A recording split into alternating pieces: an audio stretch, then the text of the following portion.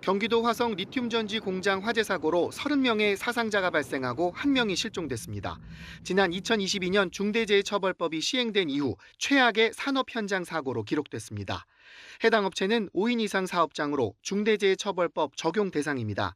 고용노동부는 산업안전보건본부와 경기고용노동지청을 중심으로 전담 수사팀을 꾸려 업체가 중대재해처벌법과 산업안전보건법 등을 위반했는지 조사에 들어갔습니다. 수사 전담팀을 구성하여 산업안전보건법 및 중대재해처벌법 위반 여부에 대해 가용한 수단을 총동원하여 엄정하게 수사해 나갈 예정입니다. 수사팀은 특히 사망자 대부분이 일용직 노동자인 점에 주목하고 있습니다. 공장 내부가 익숙하지 않다 보니 제대로 대피하지 못한 거로 추정됐습니다. 작업했던 근로자들은 정규직이 아니라 일용직이 대부분이어서 건물 구조를 잘 몰라서 대피로를 제대로 찾지 못해서 한쪽으로 몰리면서 대피를 하지 못했던 것으로. 따라서 피해자들이 작업에 투입되기 전에 필수적으로 받아야 할 안전교육을 업체가 규정대로 진행했는지 확인하고 있습니다. 또 작업 현장에서 제품 보관 등 기본 안전수칙이 제대로 지켜졌는지도 들여다보고 있습니다. 이런 가운데 정부는 중앙사고수습본부를 구성해 사고 수습과 유가족 지원에 나섰습니다. 이번 같은 화재가 반복되지 않도록 리튬 등을 취급하는 유사 위험 공장 시설에 대해 전국 단위 안전 점검을 하기로 했습니다. YTN 이문석입니다. 불은 3층짜리 리튬 전지 공장 건물 2층에서 시작됐습니다. 생산된 전지를 검수하고 포장하는 곳입니다. 작업장 안에는 원통형 전지 3만 5천여 개가 가득 쌓여 있었던 것으로 전해집니다. 그리고 원인 모를 불이 시작되면서 층 전체가 순식간에 화마에 휩싸였습니다. 희생자 대부분은 이곳 2층 작업자였습니다. 한층 아래 1층 근무자들이 무사히 대피한 것과 달리 발이 묶인 겁니다. 화재 초기 2명이 구조되긴 했지만 1명은 심정지 상태로 발견돼 끝내 숨졌고 다른 1명도 전신에 화상을 입은 채 창문 근처에서 간신히 구조됐습니다. 건물 안에 계단이 2군데나 있었고 통로도 잠기거나 막혀있지는 않았다는 게 소방당국 설명인데. 건물 저 뒤편 쪽으로 이제 지상으로 통하는 계단실이 있는데 그쪽으로 탈출을 못한 것 같아요, 결국은. 작업장 가득 쌓인 리튬 전지가 연쇄적으로 폭발을 일으켰고 불길과 연기가 순식간에 층 전체로 번지면서 미처 빠져나오지 못했을 가능성이 큽니다. 유독가스가 가득 차 있고 이런 상황에서 앞도 거의 보이지 않고 어디로 피해야지 출구가 있는지 이런 것들조차도 아마 찾기가 어려운 상태가 아닐까 이렇게 판단합니다. 특히 희생자 대부분이 외국인 근로자였던 만큼 위급 상황에 대한 대처가 어려웠을 수 있다는 관측도 나옵니다. 경찰과 소방은 안전시설 미비 등으로 인명피해가 커진 건 아닌지도 정밀 감식을 통해 조사할 계획입니다. YTN 부장원입니다.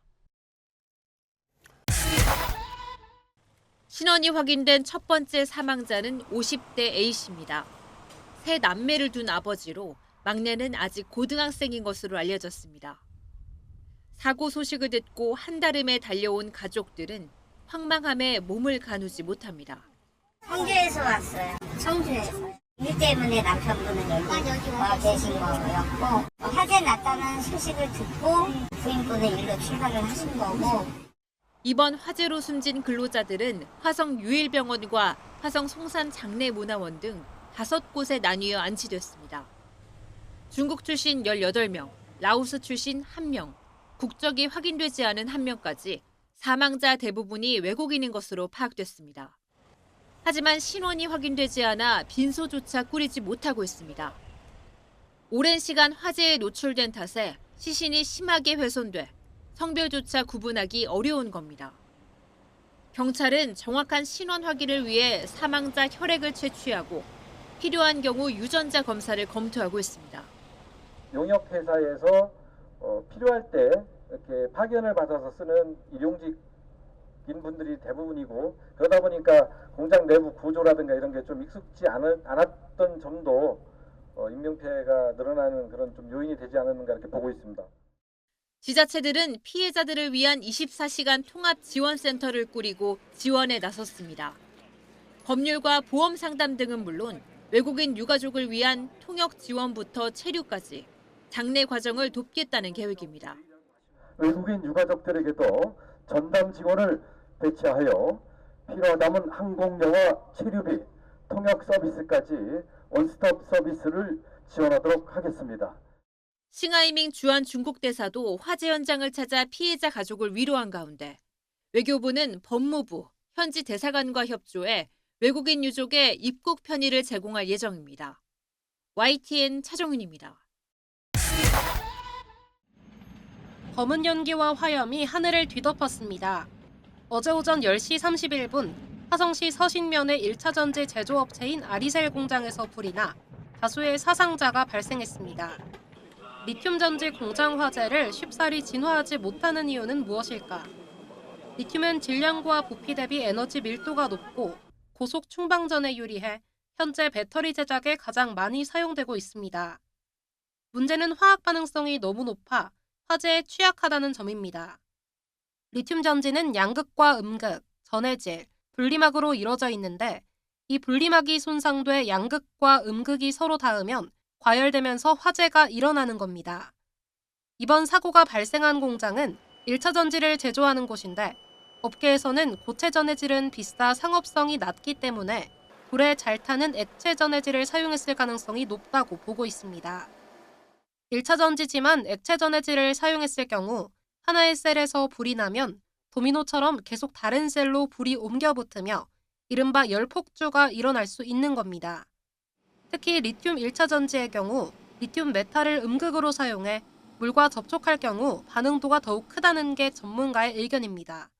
알칼리 금속들이 물과 반응을 할 때 급격하게 반응을 하다 보니까 폭발적으로 반응하는 경우들이 있고요.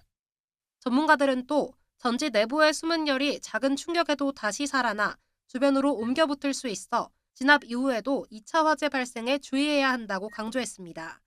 YTN 사이언스 박나연입니다. 사죄드립니다.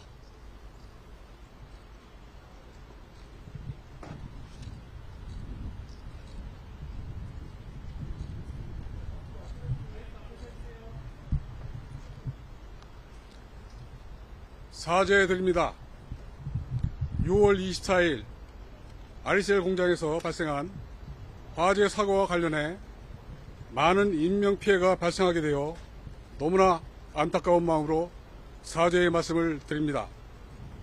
무엇보다 불의의 사고로 고인이 되신 분들과 유가족 분들께 깊은 애도와 사죄의 말씀을 드리고 이번 사고로 부상 및 피해를 입으신 모든 분들께 조속한 회복을 빌며 사과의 말씀을 드립니다.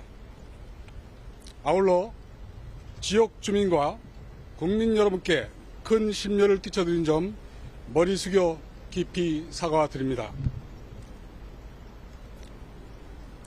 회사의 그 어떠한 노력도 유가족분들의 슬픔을 대신할 수 없겠지만 회사는 큰 책임감을 갖고 고인들과 유가족분들께 가능한 모든 방법을 통해 진심을 다해 필요한 사항을 지원하겠습니다. 또 이번 화재 현장에서 위협을 무릅쓰고 화재 진압 및 사고 수습을 위해 노력해 주신 관계자 여러분들의 노고에도 깊이 감사드립니다. 회사는 이번 사태 수습을 위해 최선을 다할 것이고 엄중한 책임감으로 임할 것입니다. 아울러 관계 당국의 조사에 성실히 임할 예정이며 사고의 정확한 원인 규명 및 재발 방지 등 후속 조치를 위해 모든 노력을 다할 것입니다. 다시 한번 돌아가신 분들의 명목을 빌고 이번 사고로 피해를 입으신 모든 분들께 머리 숙여 깊이 사죄드립니다.